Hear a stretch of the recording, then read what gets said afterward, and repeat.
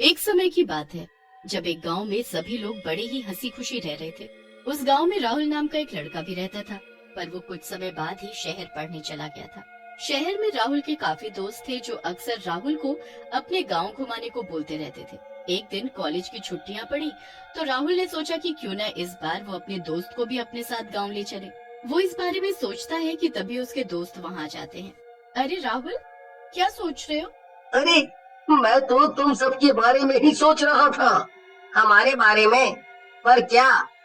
अरे, मैं इन छुट्टियों में अपने घर तो जा ही रहा हूँ, तो सोच रहा था कि क्यों ना तुम सब भी इस बार मेरे साथ चलो। हम्म। अरे वाह, ये तो बड़ी अच्छी बात है। चलो चलो, इस बार हम तुम्हारे गांव ही चलते हैं। सब लोग बड़े ही खुश होते हैं। छुट्टियां पड़ते ही सब गांव के लिए निकल पड़ते हैं। गांव में घुसते ही सब गांव को देखते ही रह जाते हैं। वाह, ये कितनी सुंदर जगह है। सब लोग राहुल के घर जाते हैं और वहाँ उसके माँ बाप से मिलते हैं। उसके बाद सब खाना खाते हैं और घूमने के लिए निकल पड़ते हैं। सब दोस्त गांव घूमते घूमते एक खंडहर के सामने से गुजरते हैं जिसमें से अजीब सी बदबू आ रही होती है। उस खंडहर के बाहर एक बहुत ही घना पेड़ होता है जिसके ऊपर एक मटका लटका हुआ होता है। उस मटके के ऊपर एक लाल कपड़ा भी बंधा होता है। अरे मीना, ये देखना, इस पेड़ पर ये मटका कैसा है? अरे होगा कुछ, हमें क्या। अरे, तुम दोनों यहाँ क्या कर रही हो?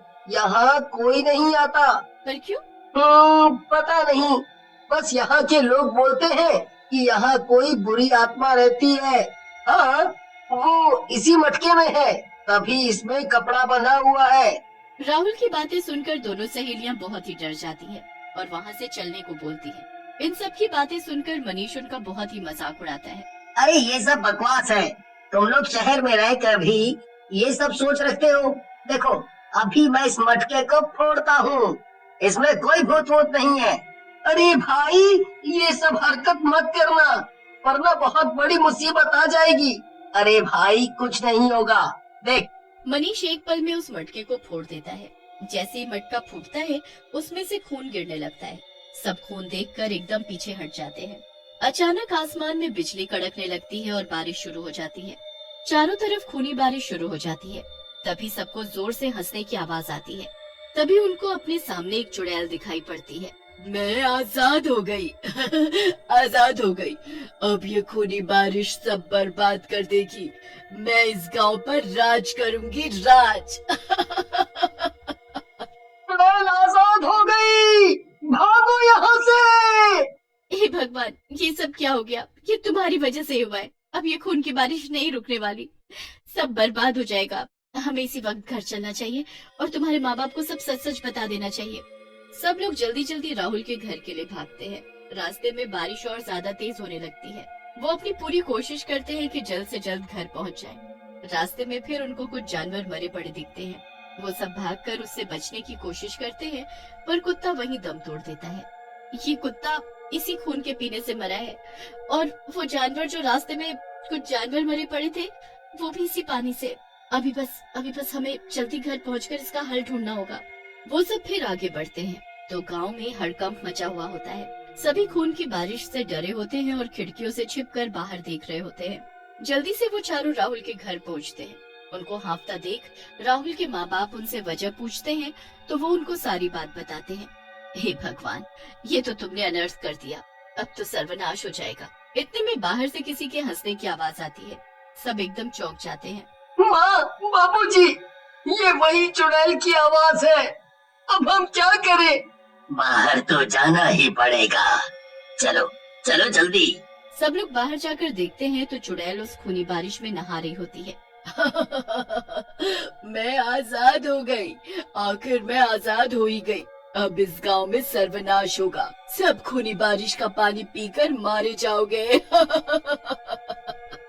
हे भगवान, ये तो वही चुड़ैल है।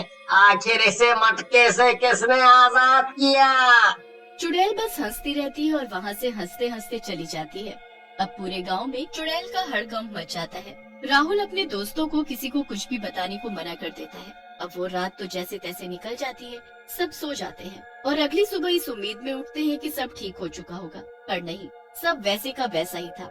अभी भी खूनी बारिश रुकने का नाम नहीं ले रही थी। लोग बड़े परेशान होकर एक दूसरे से बातें करने लगते हैं कि इतने में एक आदमी चिल्लाता हुआ आता है। अरे चलो चलो जल्दी चलो, देखो जरा जाकर खेतों में फसल का क्या हाल हो गया है। अरे क्या हुआ हरिया, कुछ तो बता। हाँ, सारी फसल उस चुड़ैल ने बर्बाद कर दी। कल रात से जो खून की बारिश रुकने का नाम नहीं ले रही, उसने सब फसल बर्बाद कर दी और चुड़ैल खेतों में ही घूम रही है। अब सब गांव वाले भारी परेशानी में आ जाते हैं। 2-4 दिन ऐसे ही निकल जाते हैं और गांव धीरे धीरे खत्म होने लगता है। सारा गांव बर्बाद हो जाएगा, फिर बस यहाँ मेरा राज होगा, मेरा। इस गांव में खूनी बारिश कभी नहीं रुकेगी। चुड़ैल खुलेआम पूरे गांव में ऐसे ही बारिश में घूमती रहती है। राहुल और उसके दोस्त घर में छुपकर खिड़की से उस चुड़ैल को देख रहे होते हैं।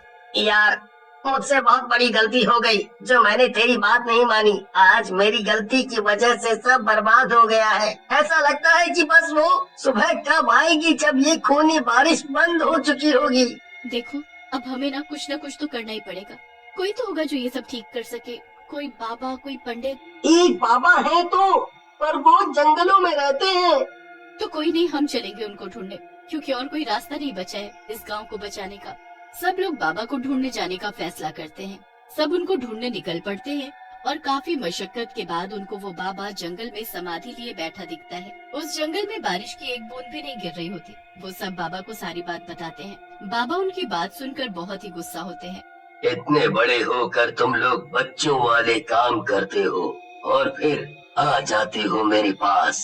अब मैं इस जगह से अगले 2 महीने तक नहीं हिल सकता। अब जो करना होगा तुम में से किसी एक को करना होगा। क्या करना है बाबा? गलती मेरी है तो मैं ही करूँगा। अब बस आप ये बताओ मुझे करना क्या है। इतना आसान नहीं है लड़के। मैं पूरी कोशिश करूँगा बाबा, आप मुझे एक बार बताओ तो।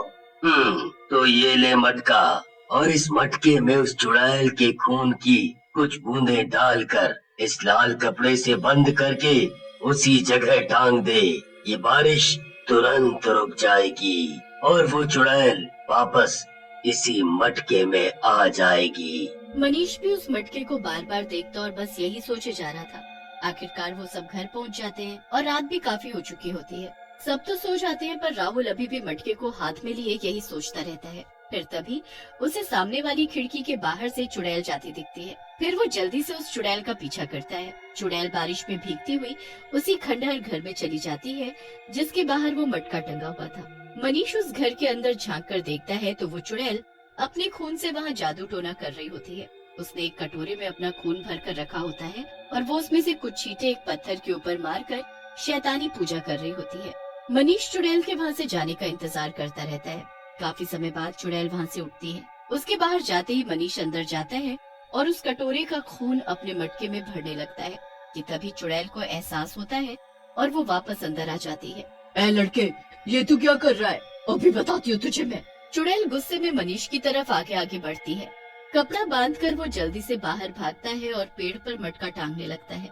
चुड़ैल भागकर मनीष की गर्दन बस पकड़ने ही वाली होती है कि बारिश के कीचड़ में चुड़ैल का पैर फिसल जाता है और वो मुंह के बल नीचे गिरती है। मनीष इतने में पेड़ पर मटका बांध चुका होता है और चुड़ैल गायब हो जाती है। फिर तुरंत ही बारिश रुक जाती है।